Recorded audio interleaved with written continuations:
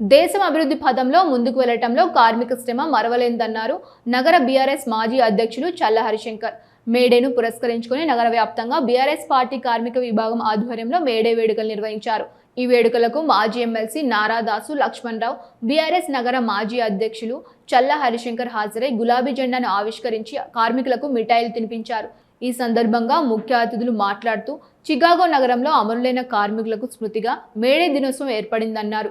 నగరంలోని భవన నిర్మాణ కార్మిక సంఘం అధ్యక్షుడు బొంకూరి రాములు ఆధ్వర్యంలో, ఆటో డ్రైవర్ యూనియన్ అధ్యక్షులు బొమ్మిడి శ్రీనివాసరెడ్డి ఆధ్వర్యంలో, హమాలీ సంఘ ఆధ్వర్యంలో మేడే వేడుకల్ని ఘనంగా నిర్వహించారని, ఈ కార్యక్రమంలో పాల్గొని కార్మికులకు శుభాకాంక్షలు తెలియజేయడం జరిగిందన్నారు. బీఆర్ఎస్ పార్టీ ప్రభుత్వ హయాంలో కార్మికుల కోసం ఎన్నో సంక్షేమాలు చేపట్టిన విషయాన్ని గుర్తు చేశారు. ప్రపంచ కార్మికుల దినోత్సవం మేడే సందర్భంగా ఈరోజు బీఆర్టీయూ జిల్లా అధ్యక్షులు పొంకూరి శ్రీనివాసరెడ్డి ఆధ్వర్యంలో మరి మున్సిపల్ కార్మికుల వద్ద, అదేవిధంగా ఆటో కార్మికుల యూనియన్ ఆధ్వర్యంలో, అదేవిధంగా భవన నిర్మాణాల కార్మికుల ఆధ్వర్యంలో ఇక్కడ మన అధ్యక్షులు భవన కార్మికుల అధ్యక్షులు బొంకూరి రాములు గారు, అదేవిధంగా వాళ్ళ కార్యవర్గం, అక్కడ మా శ్రీనివాసరెడ్డి సంపత్ గారు కార్యదర్శి, మరియు ఇక్కడ మార్కెట్ కమిటీలో ఉన్న హమాలీ యూనియన్ ఆధ్వర్యంలో కూడా బీఆర్టీ ఆధ్వర్యంలో ఇలా జెండా ఆవిష్కరించడం జరిగింది. ఇలా దేశం అన్ని రంగాల్లో ముందుకోవాలంటే కార్మికులే ముఖ్యం. ఆ రోజు చికాగోలో జరిగిన ఆ అమరవీరుల రోజే ఇలా మేడేగా మే 1ను వారికి ఆత్మశాంతిగా ఇలా ప్రపంచ కార్మిక డేగా చేసుకోవడం జరుగుతుంది.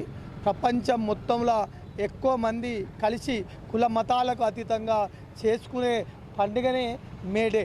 కార్మికులు లేనిది ఇలా దేశం మనుగడనే ఉండదు. కార్మికుడు లేనిది ప్రపంచమే లేదు. ఏ దేశమైనా ముందుకోతుంది, మొదటి వరుసలో నిలబడ్డది ప్రపంచంలో అంటే. ఈరోజు అంతర్జాతీయ కార్మిక దినోత్సవం. ఈ అంతర్జాతీయ కార్మిక దినోత్సవం సందర్భంగా సుభాష్ నగర్లో మరి బొంకూరు రాములు గారి ఆధ్వర్యంలో భవన నిర్మాణ కార్మికుల ఆఫీస్ లోపల జెండా ఎగరవేసి మేడే దినోత్సవాలు ఘనంగా జరుపుకోవడం జరిగింది. ఈ కార్యక్రమంలో నాతో పాటు టీఆర్ఎస్ పట్టణాధ్యక్షుడు శ్రీ చల్ల హరిశంకర్ గారు, ఇతర కార్మిక సోదరులందరూ కూడా పాల్గొనడం జరిగింది.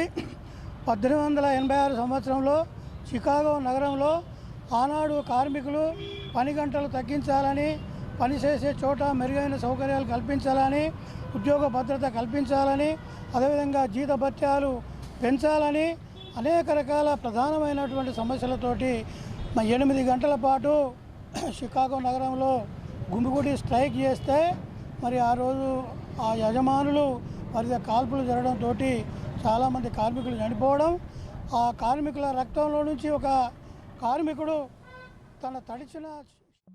ఈరోజు ప్రపంచ కార్మిక దినోత్సవ సందర్భంగా మేము బీఆర్ఎస్ మైనార్టీ పక్షాన కార్మిక సోదరులకు అందరికీ శుభాకాంక్షలు తెలియజేస్తున్నాము.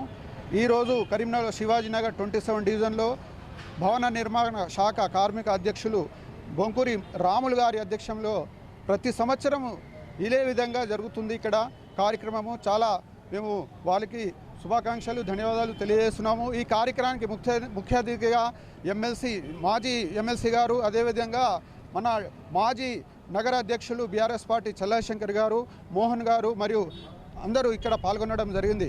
ముఖ్యంగా ఈరోజు విషయం మొత్తం దాదాపు పెద్దలు చెప్పినారు. నేను ఒకటే విషయం చెప్తున్నా, కార్మిక చట్టాలు మార్చేటప్పుడు కార్మికులతో సంప్రదించి చట్టాలు తేవాలి. కానీ కేంద్ర ప్రభుత్వం